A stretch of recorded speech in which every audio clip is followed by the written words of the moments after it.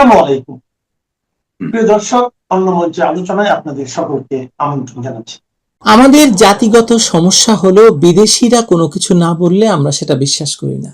কিন্তু এবার শুধু বিদেশিরা নয়, এবার খোদ জাতিসংঘ বলছে যে বাংলাদেশে আন্তর্জাতিক জঙ্গি সংগঠন আল কায়দা সেল গঠন করার চেষ্টা করছে। জাতিসংঘের মতো প্রতিষ্ঠান সরাসরি না বললেও আমাদের বুঝতে অসুবিধা হওয়ার কথা নয় যে বাংলাদেশের ভেতরে al Qaeda in the Indian subcontinent বা AQIS নিজেদের নেটওয়ার্ক বিস্তারের সুযোগ অনেক আগে থেকেই খুঁজছে এবং বিস্তার করেও ফেলেছে। আপনারা এটাও ভুলে যাবেন না যে 2024 সালের তথাকথিত গণঅভ্যুত্থান এবং পরবর্তী ক্ষমতার পালাবদলে জাতিসংঘের বিভিন্ন সংস্থার গুরুত্বপূর্ণ ভূমিকা রয়েছে।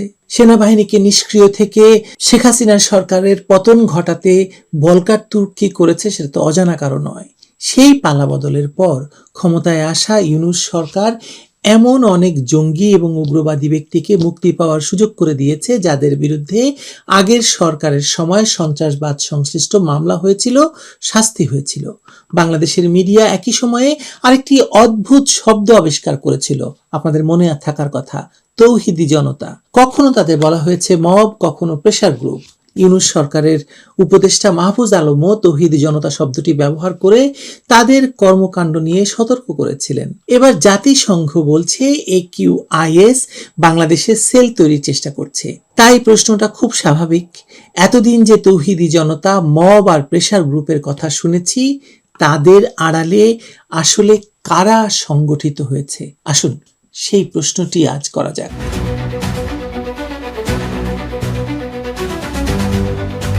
এবার শুধু বিদেশি মিডিয়া নয়, এবার খোদ জাতিসংঘ বলছে al Qaeda in the Indian subcontinent বা AQIS বাংলাদেশকে ব্যবহার করে নিজেদের সেল গঠনের চেষ্টা করছে। জাতিসংঘ নিরাপত্তা পরিষদের analytical support and sanction monitoring টিমের 38তম প্রতিবেদনের ভাষা আরো তাৎপর্যপূর্ণ। AQIS এখন বড় বাহিনী বানিয়ে প্রকাশ্যে পতাকা ওড়ানোর বদলে ছোট ছোট বিচ্ছিন্ন সেল, লজিস্টিক নেটওয়ার্ক এবং অর্থায়নের কাঠামো তৈরি করছে। প্রতিবেদনে 2025 সালের নভেম্বরে দিল্লির লাল কেল্লার কাছে হামলাকে AQIS এর সঙ্গে যুক্ত করে তারপরই বলা হয়েছে বাংলাদেশকে কাজে লাগিয়ে সেল তৈরির চেষ্টা নিয়ে উদ্বেগ তৈরি হয়েছে। আমি তাই আজ প্রশ্ন করছি, জাতিসংঘ কথিত এই আল কায়দা আর বাংলাদেশে গত 2 বছর ধরে আমরা যাদেরকে তৌহিদি জনতা নামে চিনলাম, তারা কি একই? না, জাতিসংঘ এমন কোনো কথা বলেনি। আমিও প্রমাণ ছাড়া বলছি না যে তৌহিদি জনতা নামে রাস্তায় নামা প্রত্যেক মানুষ আল কায়দার সদস্য, কিন্তু প্রশ্নটা এখানেই শেষ হয়ে যায় না, বরং এখান থেকে শুরু হয়। কারণ AQIS যদি বাংলাদেশে সেল বানাতে চায়, তাহলে তারা মানুষ কোথা থেকে নেবে? কোন সামাজিক পরিবেশ থেকে নেবে? কোন মতাদর্শিক ক্ষেত্র থেকে নেবে? যে তরুণ মনে করে মাজার ভাঙা জায়েজ, বাউলকে গান গাইতে দেওয়া যাবে না, নারীর সাংস্কৃতিক অনুষ্ঠান বন্ধ করতে হবে, নারীর ফুটবল খেলা বন্ধ করতে হবে, ধর্ম অবমাননার অভিযোগ উঠলেই আদালতের বদলে মবে বিচার করতে হবে, মৃত মানুষকে কবর থেকে তুলে আগুনে পোড়ানো যাবে, সংখ্যালঘু মানুষকে বা সংখ্যালঘু সম্প্রদায়ের কাউকে গুজব ছড়িয়ে হত্যা করা যাবে, গলা কাটা যাবে, পুড়িয়ে ফেলা যাবে, এই মানসিকতার মানুষ কি AQIS এর জন্য সম্ভাব্য রিক্রুটিং পুল নয়? এই প্রশ্নের উত্তর আমাদের দিতেই হবে। 2024 সালের 5ই আগস্টের পর আমরা বাংলাদেশে হঠাৎ একটি নতুন রাজনৈতিক প্রাণীর আবির্ভাব দেখলাম। তারা কারা? তারা তৌহিদি জনতা। এর আগেও ছিল, আমরা রসরাজের ঘটনাতে জানি, কিন্তু 2024 সালের আগস্টের পরে এই তৌহিদি জনতাই যেন এমন ক্ষমতায়ন হয়ে গেল তাদেরকে, তারাই আসলে ইউনূসকে যে ক্ষমতায় বসিয়েছে, শেখ হাসিনাকে যে ক্ষমতাচ্যুত করেছে, এটাই তাদের জোশ। আশ্চর্য প্রাণী তারা। এর সভাপতিকে কেউ তা জানে না, সাধারণ সম্পাদককে কেউ তা জানে না, কার্যালয় কোথায় কেউ জানে না, সদস্য সংখ্যা কত তাও কেউ জানে না। কিন্তু তারা চাইলে মাজারে হামলা করতে পারে, ঔরস বন্ধ করতে পারে, সাংস্কৃতিক অনুষ্ঠান বন্ধ করতে পারে, কাউকে ধর্মদ্রোহী ঘোষণা করতে পারে, বাউলদের উপর হামলা করতে পারে, ডেইলি স্টার জ্বালিয়ে দিতে পারে, প্রথম আলো জ্বালিয়ে দিতে পারে, ছায়ানটে হামলা করতে পারে, উদীচিতে হামলা করতে পারে। কখনো প্রশাসন তাদের সঙ্গে আলোচনা করে, কখনো তাদের দাবি মেনে অনুষ্ঠান বন্ধ করে দেয়, কখনো ক্ষমতাসীনদের মুখ থেকেই শোনা যায় এরা নাকি একটি প্রেসার গ্রুপ। ইউনূসের প্রোপাগান্ডা সচিব তাদেরকে নাম দিয়েছিল প্রেসার গ্রুপ, আর সর্বত্রভাবে জনগণের সামনে তাদেরকে মব হিসাবে প্রতিষ্ঠা করা হয়। প্রশ্ন হলো, প্রেসার গ্রুপের হাতে আগুন আসে কোথা থেকে?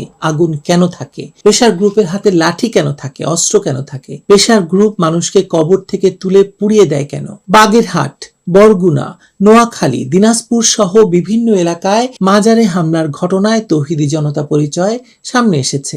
2025 সালের মার্চে বরগুনার আমতলীতে নিজেদের তৌহিদি জনতার সদস্য হিসাবে পরিচয় দেওয়া একটি দল একটি মাজারে ভাঙচুর চালানোর পর আগুন ধরিয়ে দেয়।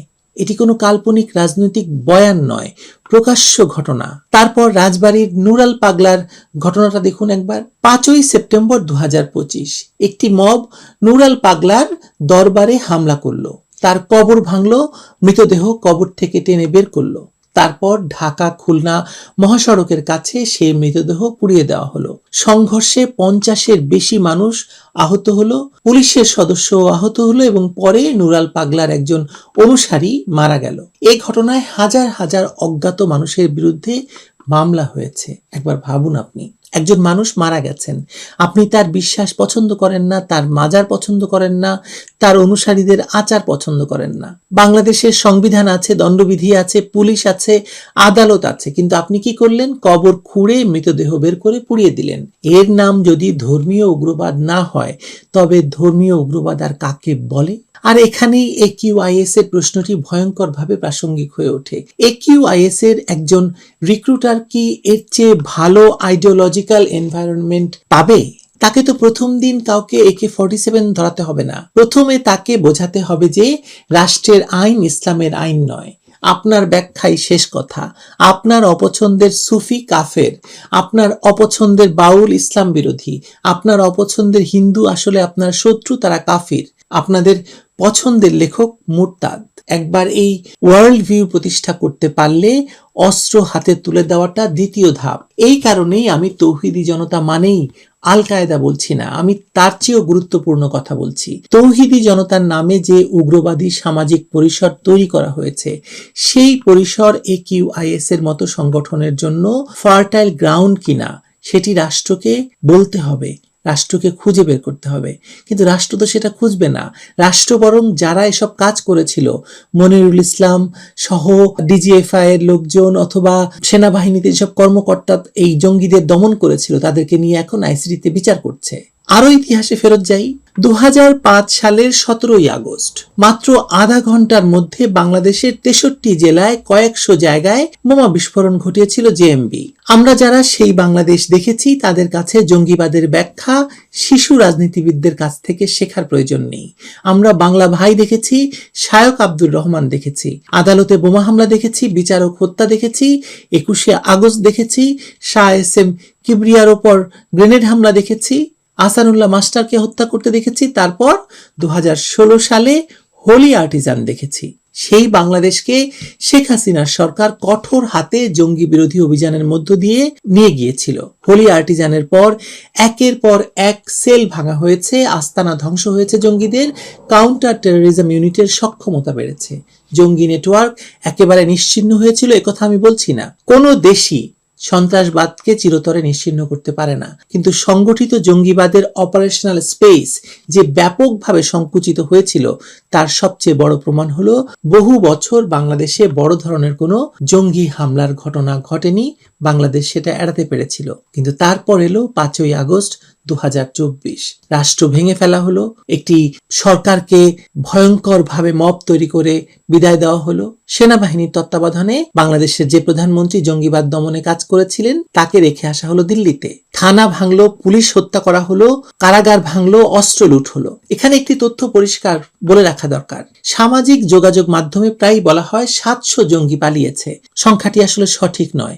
বিভিন্ন কারাগার থেকে 2000-এর বেশি বন্দী পালিয়েছিল এবং পরবর্তী সময়ে শত শত বন্দী অধরা ছিল। কিন্তু সংখ্যাটি 700 জঙ্গি না হলেও সংখ্যাটি কি ছোট হয়ে যায়? বরং প্রশ্ন হলো, পালানো জঙ্গিদের মধ্যে জঙ্গি মামলার আসামি কতজন ছিল? তারা কোথায় গেল? তাদের সবাইকে কি নজরদারিতে আনা হয়েছিল?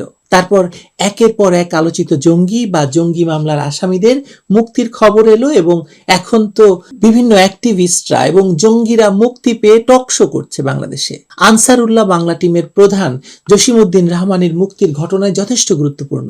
আনসারুল্লাহ বাংলা টিম পরে আনসার আল ইসলাম নামে পরিচিত এবং দক্ষিণ এশিয়ায় আল কায়দাপন্থী জিহাদি ধারার সঙ্গে সংগঠনটির আদর্শিক এবং সাংগঠনিক সম্পর্ক বহু বছর ধরে নিরাপত্তা বিশ্লেষণের বিষয়। এই জায়গায় ইউনূস সরকারের সবচেয়ে বড় রাজনৈতিক অপরাধ ছিল শুধু কাউকে মুক্ত করা নয়, জঙ্গিবাদ সম্পর্কে একটি বিপজ্জনক ন্যারেটিভ তৈরি করা, মেটিকুলাস ডিজাইনের ভেতরে জঙ্গিদেরকে ঢুকিয়ে দেওয়া এবং এই জঙ্গিদেরকে দিয়ে মব তৈরি করে আওয়ামী লীগ নিষিদ্ধ করার কাজ করা। এবং এই জুলাই যারা ঘটিয়েছে তাদের ভেতরে কত সংখ্যক জঙ্গি ছিল তা তো আমরা এখনো জানি না, কিন্তু ধীরে ধীরে তো সব বেরিয়ে যাচ্ছে।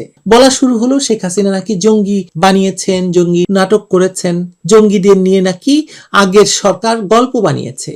কেন? শেখ হাসিনাকে অস্বীকার করতে গিয়ে কি বাংলাদেশের জঙ্গিবাদের ইতিহাস অস্বীকার করতে হবে? আপনি শেখ হাসিনাকে অপছন্দ করতে পারেন, আওয়ামী লীগের সমালোচনা করতে পারেন, কিন্তু জেএমবির 63 জেলায় বোমা হামলা মিথ্যে হয়ে যাবে, হোলি আর্টিজান মিথ্যে হয়ে যাবে, এতজন বিদেশি নাগরিক, ইটালিয়ান জাপানি নাগরিককে হত্যা মিথ্যে হয়ে যাবে, আনসারুল্লাহ বাংলা টিম মিথ্যে হয়ে যাবে, ব্লগার হত্যাকাণ্ড মিথ্যে হয়ে যাবে। একিউআইএস এর বাংলাদেশমুখী আগ্রহ এখন জাতিসংঘের প্রতিবেদনে উঠে এসেছে। তার মানে এসব কোনো কিছুই মিথ্যা নয়, সব সত্য দিনের আলোর মতো সত্য। তাই যে প্রশ্নটা এতক্ষণ ধরে আলোচনা করছি সেটা আসলে খুব ভয়ঙ্কর। জাতিসংঘ যে একিউআইএস এর কথা বলছে, তারা বাংলাদেশে আসলে কোথায়? তারা কি নতুন মানুষ, নাকি পুরনো আনসার আল ইসলাম নেটওয়ার্ক নতুন করে সংগঠিত হচ্ছে এবং এই গত 2-2.5 বছর ধরে তারা মব করতে করতে তৌহিদি জনতা থেকে এখন আল কায়দার সংগঠন হিসাবে আত্মপ্রকাশ করতে যাচ্ছে। জেএমবির ভেঙে যাওয়া অংশগুলোর সঙ্গে তাদের যোগাযোগ আছে কি নেই? অনলাইন রেডিকালাইজেশন কে চালাচ্ছে? তাদের ফাইন্যান্সিং কোথা থেকে আসছে? পাকিস্তানিদের যে বিনা প্রশ্নে বিনা ভিসায় বাংলাদেশে আসার সুযোগ দেওয়া হচ্ছে, তারা আসলে কারা? কেন পাকিস্তানিরা বাংলাদেশে এত আসছে? আফগানিস্তানে গিয়ে মাহমুদুল হক যে প্রশিক্ষণ নিয়ে এলেন এবং সেখান থেকে শিখে এলেন কিভাবে ধর্মভিত্তিক রাষ্ট্র চালানো যায়, কিভাবে তালেবানরা রাষ্ট্র চালাচ্ছে, সেটা হাতে কলমে শিখে এলেন। এই প্রশ্ন কি আমরা কেউ করেছি যে তারা আসলে কার সদস্য, কেন তারা গিয়েছিল আফগানিস্তানে, কেন তাদের আফগানিস্তানে যাওয়াটা জরুরি হয়ে পড়লো? পৃথিবীর আর কোন দেশের সঙ্গে তালেবানদের সম্পর্ক আছে বাংলাদেশ ছাড়া? আর তথাকথিত তৌহিদি জনতার বিশাল অ্যানোনিমাস ক্রাউডের ভেতরে এই সেলগুলোর মানুষ মিশে আছে কিনা রাষ্ট্র কি তা আসলে জানে? আজ বাংলাদেশের আইন শৃঙ্খলা রক্ষাকারী বাহিনী জাতিসংঘের রিপোর্ট খতিয়ে দেখার কথা বলছে এবং তারা এটিকে গুরুতর আন্তর্জাতিক সতর্ক বার্তা হিসেবে নিচ্ছে। সতর্ক বার্তা হিসেবে নিতেই হবে, কারণ এভাবে যে কোনো দিন বাংলাদেশের উপরে যদি ড্রোন হামলা করে কেউ এই জঙ্গি দমনের নামে, আপনি তাদেরকে দোষ দিতে পারবেন? একই সঙ্গে কর্মকর্তারা এখনো বলছেন বাংলাদেশে একিউআইএস এর সংগঠিত অপারেশনাল স্ট্রাকচার থাকার চূড়ান্ত প্রমাণ তারা পাননি। খুব ভালো কথা, তাহলে এখনই সময় সেটা তদন্ত করে দেখার। কিন্তু তদন্ত তো শুধু বোমা নিয়ে করলে চলবে না।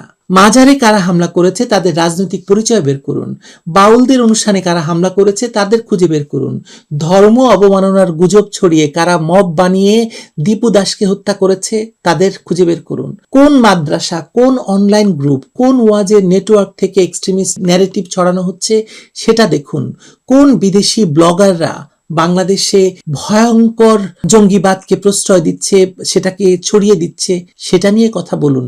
দরকার হলে বিদেশিদের সাথে যোগাযোগ করুন। কারা অর্থ দিচ্ছে, কারা পরিবহন দিচ্ছে, কারা সামাজিক যোগাযোগ মাধ্যমে টার্গেট ঠিক করে দিচ্ছে, কারা ঘোষণা দিচ্ছে অমুক মাজার ভাঙতে হবে, তমুক অনুষ্ঠান বন্ধ করতে হবে, কারা কয়েক ঘন্টার মধ্যে কয়েকশো বা কয়েক হাজার মানুষ জড়ো করে ফেলছে।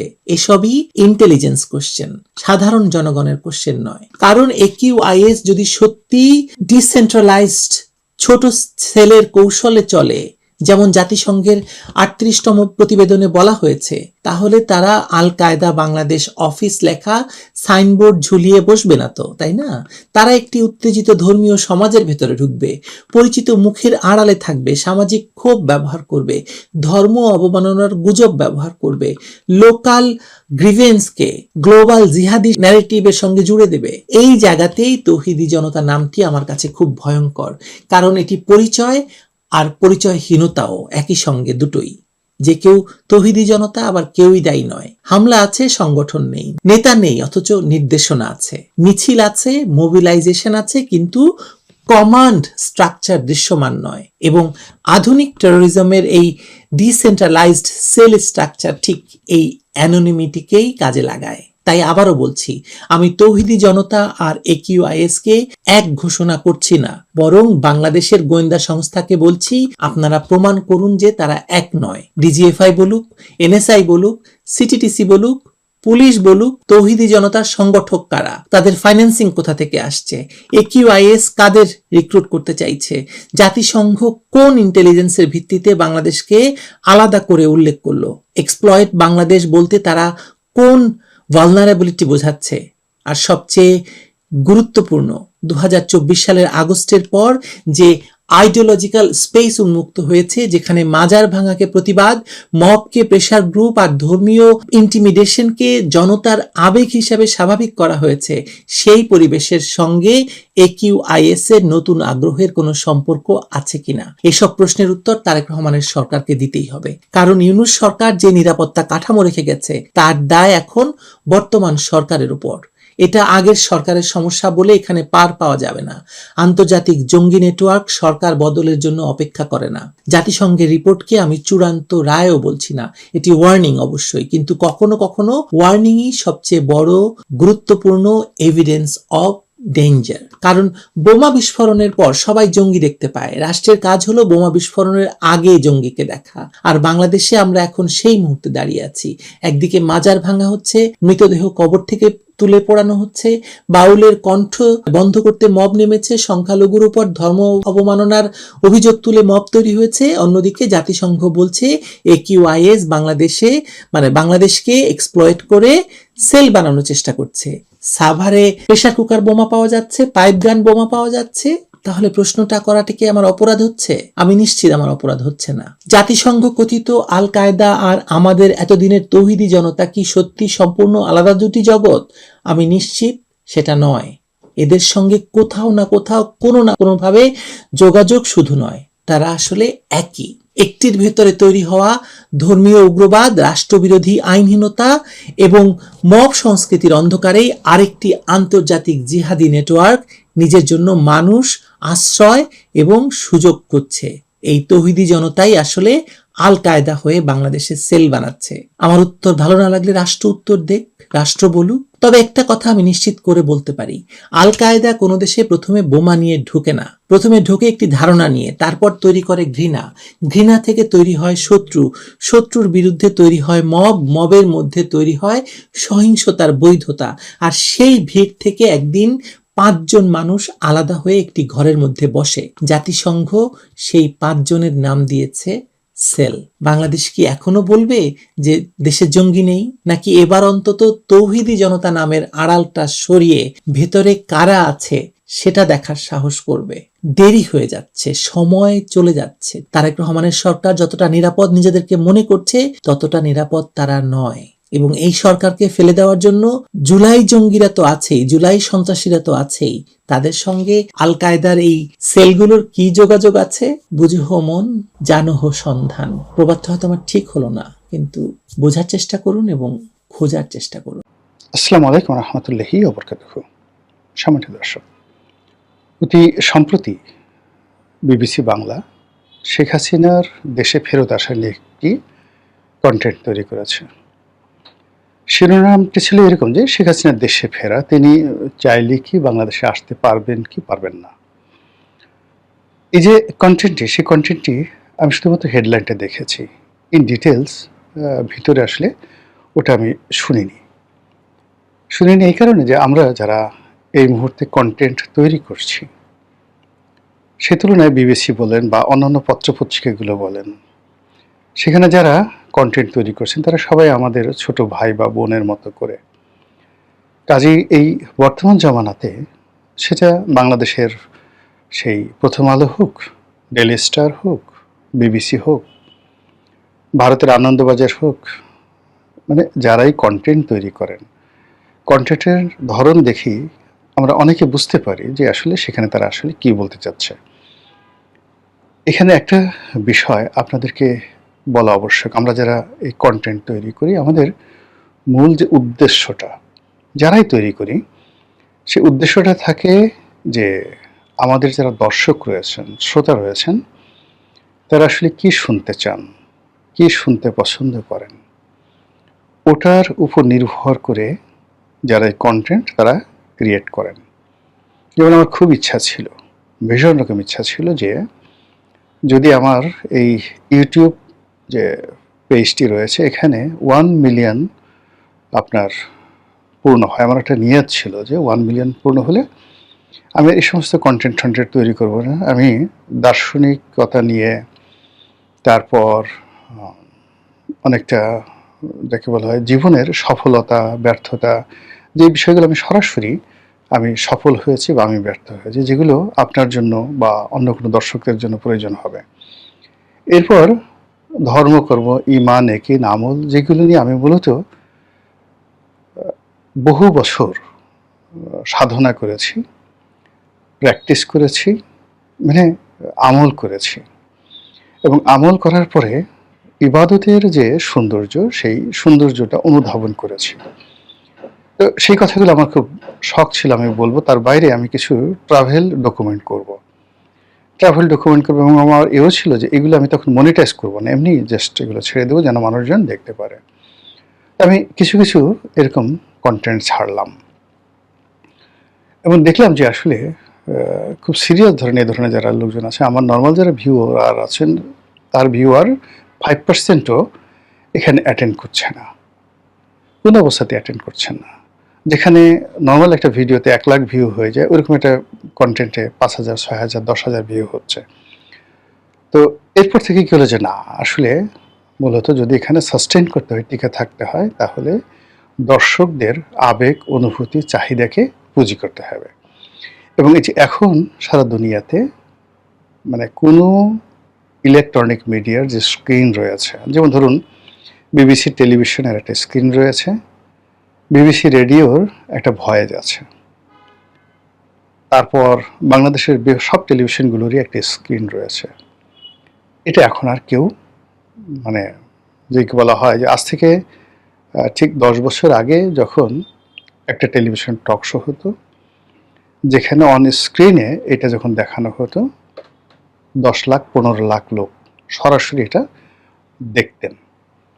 তো যেই অনুষ্ঠান 10 লাখ 15 লাখ দেখতেন, সেই অনুষ্ঠান এখন 500 থেকে 1000 লোক অন স্ক্রিনে দেখেন না। তাদেরকে ফেসবুক এবং ইউটিউবের উপর তাদেরকে নির্ভর করতে হচ্ছে।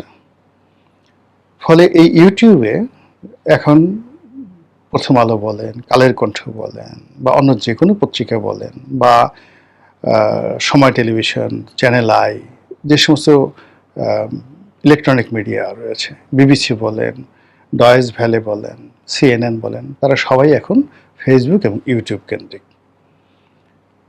নরেন্দ্র মোদী থেকে শুরু করে ডোনাল্ড ট্রাম্প থেকে শুরু করে শেখ হাসিনা থেকে শুরু করে তারেক রহমান সাহেব, প্রায় সবাইকে এখন ইউটিউব নিয়ে আর ফেসবুক নিয়ে ব্যস্ত থাকতে হচ্ছে তাদের সরকারি কর্মকাণ্ডকে প্রচার এবং প্রসার করার জন্য। এখন যে পত্রিকাগুলো ধরেন 5 লাখ ছাপানো হতো, 5 লাখ ছাপতো বাংলাদেশের প্রেক্ষাপটে, এবং আমি সেই সকল পত্রিকায় লিখেছি, সেই সকল পত্রিকা এখন 5 থেকে 10,000 কপি ছাপায়।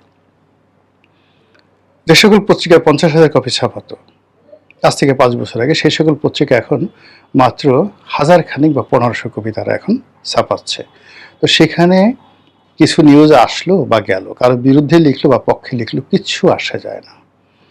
কিন্তু আপনি দেখেন এই যে আমি ইউটিউব করছি, সেই ইউটিউবের কন্টেন্টগুলো যখন আমি ফেসবুকে দিচ্ছি, 28 দিনে আমার শুধুমাত্র প্রোফাইলই এটা শো করছে 10 কোটি বার, বা 10 কোটি মানে মানুষ তো আর 10 কোটি হয় না, মানে হয়তো দেখা গেল যে 50 লাখ মানুষ 10 বার 20 বার করে দেখে 10 কোটি বার শুধুমাত্র আমার প্রোফাইলে এই মানে 100 মিলিয়ন মানুষ ফেসবুকে আমার এই পেজে আমার কন্টেন্টগুলো দেখছেন।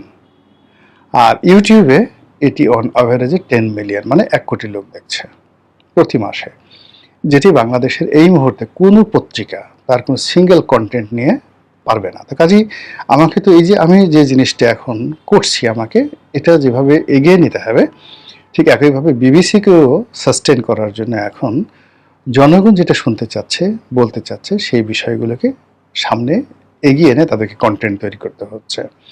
সেখানে সেক্স থাকুক, পরিমণি থাকুক, ভায়োলেন্স থাকুক, শেখ হাসিনা থাকুক, নেতিবাচক বিষয় থাকুক, ডাজ নট ম্যাটার, তাকে সার্ভাইভ করতে হবে। তো এই যে যেহেতু একটা কমন বিষয় রয়ে গেছে, এখন আমরা কোনো কিছুই ওইভাবে একেবারে মোটিভেশন নিয়ে, তারপর দীর্ঘকাল গবেষণা করে, তারপর ওইভাবে একটা কিছু বের করব দেশের স্বার্থে, পৃথিবীর স্বার্থে, জনগণের স্বার্থে, এইরকম পৃথিবীতে এখন কেউ নেই।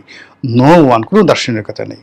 আর এই কারণে ওই যে বিবিসিতে যে শেখ হাসিনাকে যে নিয়ে যে রিপোর্টটা ছাপা হয়েছে, বা ছাপা না মানে ওখানে তারা এটা কন্টেন্ট তৈরি করেছে, আমি এটা দেখিনি, বিকজ সে যেটা বলবে আমি সেটা জানি। এর কারণটা হলো যে এখন মানুষ শেখ হাসিনার সম্পর্কে শুনতে চাচ্ছে। একটি পক্ষ মনে করছে যে শেখ হাসিনাকে যদি আমি গালি না দিই তাহলে আমার কোনো অস্তিত্ব নেই। শেখ হাসিনাকে যদি আমি ঠেকিয়ে দিতে না পারি, তাকে যদি আমি ঢাল হিসেবে ব্যবহার করতে না পারি, তাকে যদি আমি লক্ষ্যবস্তু হিসেবে তুলে ধরতে না পারি, তাহলে আমার 2 পয়সার অস্তিত্ব নেই। কাজেই শেখ হাসিনাকে গালাগাল দিতে হবে, এরকম একটা শ্রেণীর লোক রয়েছে। আরেক শ্রেণীর লোক রয়েছে যে আমার সার্ভাইভালের জন্য, অস্তিত্বের জন্য আমাকে শেখ হাসিনার নৌকায় উঠতে হবে। সে আমাকে যত গালাগালি দেবে, যত কিছু করবে। আওয়ামী লীগের যারা লোকজন রয়েছেন তারা 17 বছর ভীষণ রকম বিরক্ত ছিলেন তার ব্যাপারে। কিন্তু শেখ হাসিনা চলে যাওয়ার পরে দেখলো যে ও মাই গড, অ্যাটলিস্ট তো ঢাকা শহরে চলাফেরা করতে পারতাম, এখন তো পালিয়ে বেড়াতে হয়েছে, এবং এইভাবে বোধ হয় শ্মশানেই মৃত্যু হবে অথবা কবরস্থানে মৃত্যু হবে। কাজেই জীবনের শেষ মুহূর্তে যদি শেখ হাসিনাকে ফিরে আনানো যায়, বা তিনি ফিরে আসেন, আবার যদি একটু দাঁড়াতে পারে, এই আশা থেকে 6 কোটি মানুষ প্রতিটা মুহূর্তে ইয়া হাসিনা ওয়া হাসিনা বলে জিকির ফিকির শুরু করেছে। একইভাবে আমেরিকা বলেন, চীন বলেন, তারপর ভারত বলেন, তারা এই গত 2 বছরে খুব ভালো করে বুঝে গেছেন what is Sheikh Hasina, what is Tarique Zia, what is doctor Mohammad Yunus, what is অন্তর্বর্তীকালীন সরকার, what is Awami League and what is BNP government. তারা খুব বুঝে গেছে, এবং কোন সরকারের কাছে তাদের স্বার্থ সংরক্ষিত এবং কোন সরকারের উপর তারা নির্ভর করতে পারে, এবং তাদের ব্যবসা বাণিজ্যের যে ধারাবাহিকতা, এটি কোন সরকার দ্বারা সুরক্ষিত হতে পারে, এটা আপনি আমি বাংলাদেশে বসে যতটা বুঝতে পারছি।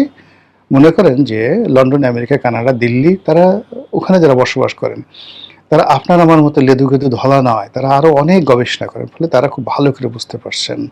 তো বুঝতে পারার কারণে কি হচ্ছে, আন্তর্জাতিক অঙ্গনেও শেখ হাসিনাকে নিয়ে কিন্তু আলোচনা হচ্ছে। কি আলোচনা হচ্ছে এটা আশা করি ইন ডিটেলস বলার দরকার নাই। তো সেই ক্ষেত্রে কি হলো, এই যে শেখ হাসিনাকে কেন্দ্র করে তার পক্ষের লোকের যে আওয়াজ, এটি যদি উহ আহ ইয়ে হাসিনা ওয়া হাসিনা দৈনিক 100 বার হয়, 50 বার হয়, 10 বার হয়, 6 কোটি মানুষ আওয়াজ করলে কত হয়? আবার তার বিপক্ষে যে 6 কোটি মানুষ, সেই 6 কোটি মানুষের মধ্যে অন্তত 1 কোটি মানুষ যদি মনে করে আমাদের অস্তিত্বের জন্য গালাগালি, শেখ হাসিনাকে গালাগালি করা আমাদের জন্য এই মুহূর্তে বেঁচে থাকার অবলম্বন, কাজে গালাগালি করতে হবে। 1 কোটি মানুষ ডেইলি 10 বার করে গালাগালি করলে ডেইলি 10 কোটি বার গালাগালি হচ্ছে। ফলে এই বাংলাদেশে সেই টেকনাফ থেকে তেঁতুলিয়া পর্যন্ত শেখ হাসিনার বিরোধী 6 কোটি মানুষের মধ্যে 1 কোটি মানুষ তাকে গালাগাল করছে, বাকি গালাগালি করছে না, মনে মনে চিন্তা ভাবনা করছে করবে কি করবে না, বা আচ্ছা ঠিক আছে সে তো নাই, রিল্যাক্স। কিন্তু 1 কোটি লোক খুব যাকে বলা হয় একেবারে রেজিস্ট অবস্থায় তারা এই গালাগালিকে পেশা হিসেবে নিয়েছে, আর 6 কোটি লোক তাদের বেঁচে থাকার অবলম্বন হিসেবে দীর্ঘশ্বাস ছাড়ছে ইয়া হাসিনা ওয়া হাসিনা। ফলে আপনি চিন্তা করেন কত শত কোটি বার প্রতিদিন শেখ হাসিনার নাম আলোচিত হচ্ছে। এই আলোচনার মধ্যেই যখন আমরা কন্টেন্ট তৈরি করি, বিবিসি কন্টেন্ট তৈরি করে, তখনই ওই যে প্রতিপক্ষে 1 কোটি লোক তারা দেখে যে রনি সাহেব কি বললো, তার পক্ষের কোনো যুক্তি আছে কিনা, বিপক্ষের কোনো যুক্তি আছে কিনা, বিবিসি কি বললো, বা ওই যে শেখ হাসিনার 6 কোটি লোক আছে তারা খুঁজতে থাকে সে কি বললো। আর এটা বলার সঙ্গে সঙ্গে পুরো মিডিয়াতে, এটা একটা ইলেকট্রনিক মিডিয়াতে এটা একটা ট্রেন্ডিং শুরু হয়ে যায়। আপনি শেখ হাসিনা লিখে কোনো একটা জিনিস দেওয়ার সাথে সাথে সেটা ট্রেন্ডিং হয়ে যাচ্ছে। এই কারণে বিবিসি এই শেখ হাসিনাকে নিয়ে প্রতিবেদন, বা আমরা বারবার কন্টেন্ট তৈরি করতে বাধ্য হচ্ছি। এখন প্রসঙ্গে আসি। ডিসেম্বর মাসে তিনি, যেটা বিবিসি বলছে সেটা আমি বলি, যে তিনি ইচ্ছা করলে আসতে পারবেন, যে না ঠিক আছে আমি ইচ্ছা মতো ঢুকে যাব, তারপরে তার বাংলাদেশে গিয়ে আমি বিচার মোকাবেলা করব, ইতিবাচক করতে একেবারে সরাসরি আমি এয়ারপোর্টে আসলাম বা সীমান্তে আসলাম লোকজন সহকারে, বিদেশি সাংবাদিক সহকারে, বিসমিল্লাহ বলে আল্লাহু আকবার বলে ঢুকে গেলাম, এটা আমার মাতৃভূমি। যেভাবে তিনি 1981 সালে এসেছেন, যেভাবে তার পিতা এসেছেন, যেভাবে তারেক রহমান সাহেব এসেছেন, সেভাবে কি শেখ হাসিনা আসতে পারবেন? প্রথমত ইন জেনারেল যদি ধরেন তাহলে এটা সম্ভব নয়, একেবারে সম্ভব না, এটা উনি আসতে পারবেন না। তাহলে কি তিনি আদৌ আসতে পারবেন? হ্যাঁ, উনি আসতে পারবেন। উনি আসতে পারবেন আমরা যেভাবে কল্পনা করছি, ইভেন উনি যেভাবে কল্পনা করছেন সেভাবে নয়। উনি যদি বাংলাদেশে আসেন, সে আসার পেছনে দিল্লির হাত থাকবে, সে আসার পেছনে ওয়াশিংটনের হাত থাকবে, সে আসার পেছনে বেইজিংয়ের গ্রিন সিগন্যাল থাকবে, সে আসার পেছনে সরকারের অসহায়তা থাকবে অথবা সরকারের একটা গ্রিন সিগন্যাল থাকবে। এই সমন্বয়গুলো না হলে তার ডিসেম্বর মাসে আসা, বা ইভেন অনেকে বলে সেপ্টেম্বর মাসে তিনি আসতে পারেন, কোনো আশাটাই হয়তো সম্ভব হবে না। আবার তিনি যদি আসেন তাহলে সেই আশাটা মানে এদেশের রাজনীতিতে রীতিমতো একটা সুনামি বয়ে নিয়ে আসবে।